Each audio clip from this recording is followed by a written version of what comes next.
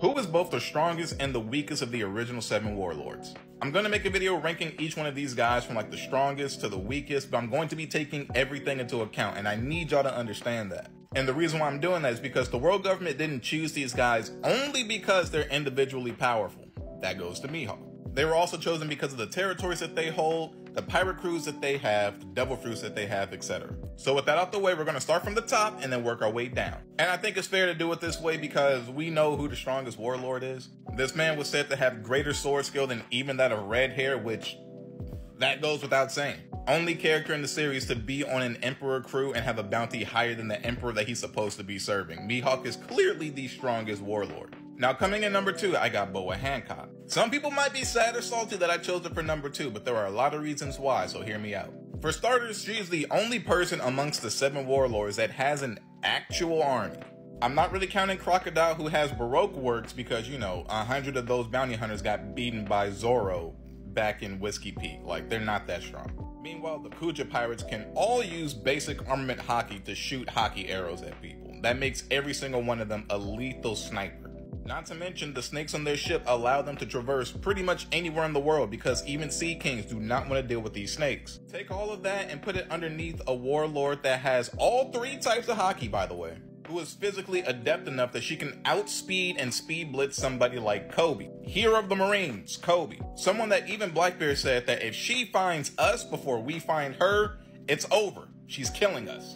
Even Sengoku had to admit that that woman was strong because when they found out that Bo was actually heading to Marineford, he was thinking in his mind, yes! Saying, finally, I hope that they make it in time. That woman is strong. And yes, she is. There's a reason why Oda gave her a 1.6 billion berry bounty the moment that the Warlords were dissolved. Then right after her in 3rd place, I got Sir Crocodile. I can hear it now. Didn't he lose to a pre-time skip Luffy? He shouldn't be up there. Like, hold on. Because I'm sure we can all say that the losses have been wiped out by the wins that he had in the exact same arc. So let's just say that they cancel each other out. Because the Crocodile that we've seen outside of Alabasta has always been a threat, even to admirals. And I know I just got finished clowning on Baroque works, but he traded them in for whatever Buggy had underneath him. And while these people aren't necessarily like crazy strong, Buggy does have thousands of followers. It's a mini fleet in of itself. So even though there are other people on this list that are individually stronger than Crocodile, like Dofi, Jinbei, and potentially even Kuma, I think the power of connections that Crocodile has throughout this world thanks to Cross Guild put him well above other people. Not to mention, he is a Logia user, so he could potentially be one of the strongest, if not like stronger than Boa by the end of the series, because an awakening for a Logia can be something stupid. And I'm willing to bet money that he's awakened because even back in Alabasta, he was able to turn everything into sand. Kind of reminds you of other awakenings that were able to turn everything around them into something else. Speaking of this though, Doflamingo is the number 4 spot. He has all 3 types of hockey, so like in combat capabilities, I would put him over Crocodile. You know, until Crocodile is at least confirmed to have an awakening. He has an awakening himself that makes him extremely deadly to fight. Not only that, he can heal himself by repairing his own organs. And while the Don Quixote family is like as big as Baroque Works' core members were, Dofi had some heavy hidden threats in his back pocket. People like Pika that can control the entire island you guys are fighting on. Not to mention he has a hockey check with Sugar, because if your hockey is not good enough and she touches you, you could be as strong as Boa, you could be as strong as Mihawk. It's over for you. And let's not forget that his right-hand man was actually Virgo, not Pika. This dude was so strong, he was dang near a primary antagonist of his own arc. He had the rank of Vice Admiral, yet he schooled other Vice Admirals like Smoker, and he made it look easy. That plus the connections that he had within the world government like gave Dofi an edge over many other people. Now with those guys out the way, let's get into the bottom 3. And the reason why I'm doing it this way is because honestly, I think the people in the bottom are all equal. Not equal in strength, but equal like with the things that they all bring to the table. Let me give you an example. I think we can all understand that Moria, out of all the warlords, is the physically weakest one, because he actually let himself go. Man used to be able to scrap with Kaido back in the day, but then he just lost everything, and then, you know, he lost his physique too. But even someone as weak as Moria can boost his strength with his Devil Fruit by giving himself 1,000 shadows. Which honestly still doesn't really help him, because even with this, I would say that he is the weakest of the 7 warlords.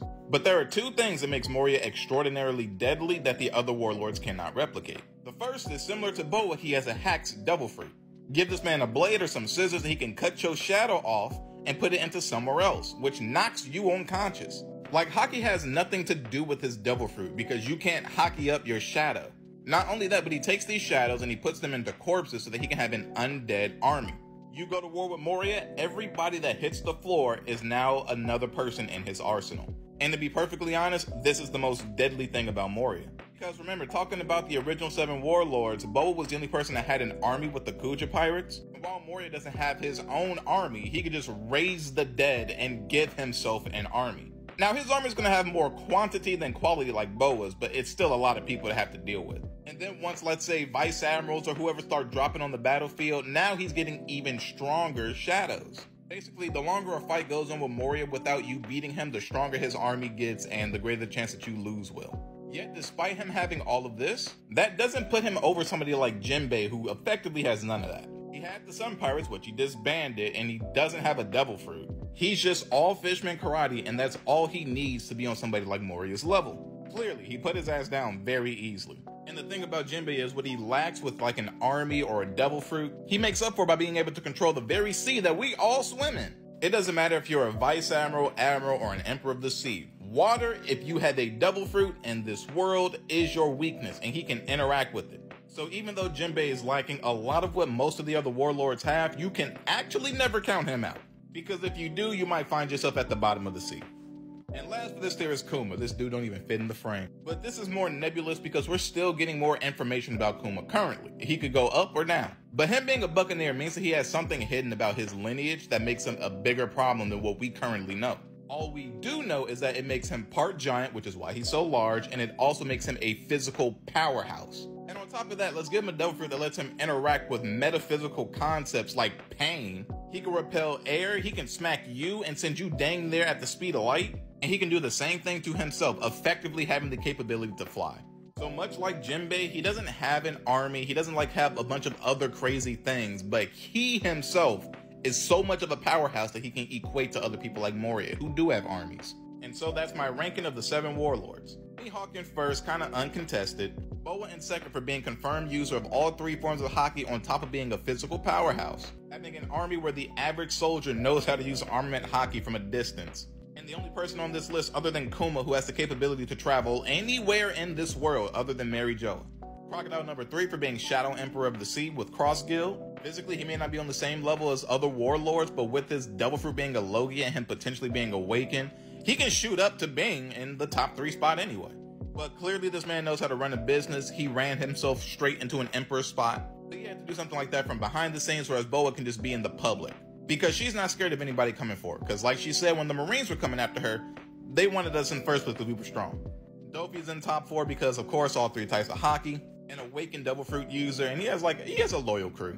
And effectively, I have Kuma and Jinbei tied as like physical powerhouses that you do not want to get into a fight with, unless you're probably Mihawk, maybe Boa. And while they don't have armies or anything like all the other people do, that they don't really need it. That's how nice their hands are. And while Moria is the weakest out of all these guys, the fact that he can make an immortal undead army, so it's an army that just keeps on going. He's zombies in Call of Duty. You can literally never count out Moria, or else you might find yourself like at the bottom of a zombie horde. And I think it makes the most sense to do it this way because none of these guys are truly like the weakest person, if you get what I mean. Because at the end of the day, the world government chose these guys to keep the other pirates in check. Each one of them had to be a really strong powerhouse. If they knew somebody out there was better than Moria, I promise you they'd have got that person instead. But imagine, you're the dude that's like sent to go and recruit Moria for the Warlord system, and you're thinking, dude, this is the guy that fought Kaido. Yeah, we can use him on our side. Whole time picturing this dude in your mind. Only for you to go see him in person, you see Mr. Potato Head, and you're like, I guess we can still use him. But this will be my ranking for the 7 Warlords. Now, if you got any questions, I'm sure some of y'all do, make sure to leave them down below.